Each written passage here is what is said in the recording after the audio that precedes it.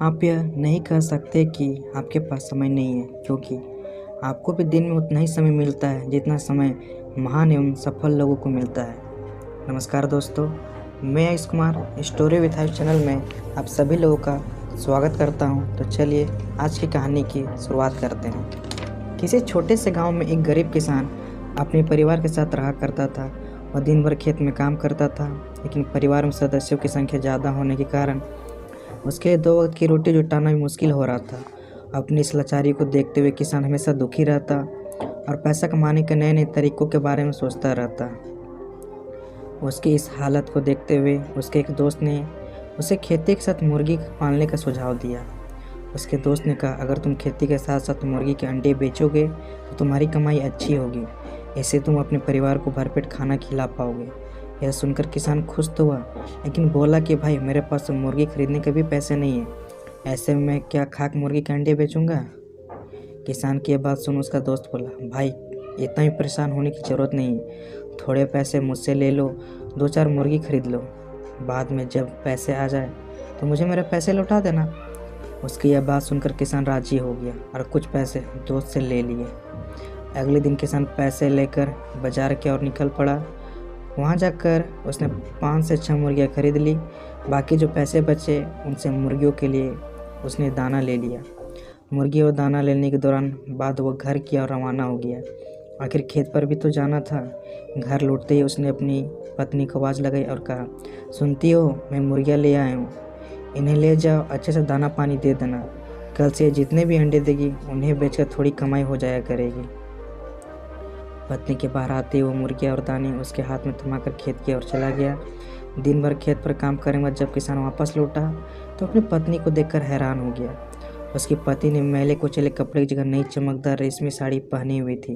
हाथों में सोने की चूड़ियाँ और गले में मोतियों का हार था। यह सब उसे देख समझ नहीं आ रहा था कि अचानक उसकी पत्नी के हाथ ऐसा कौन सा खजाना लग गया जिससे उसने नए नए कपड़े खरीद लिए। उसने अपनी पत्नी से पूछा, यह सब क्या है, कैसे और कहाँ से आया यह सब। पत्नी मुस्कुराकर बोली, बस यूँ समझ लो, ईश्वर की कृपा बरस चली है। किसान फिर बोला, अरे बताओ तो सही है, ऐसा कैसे हो गया।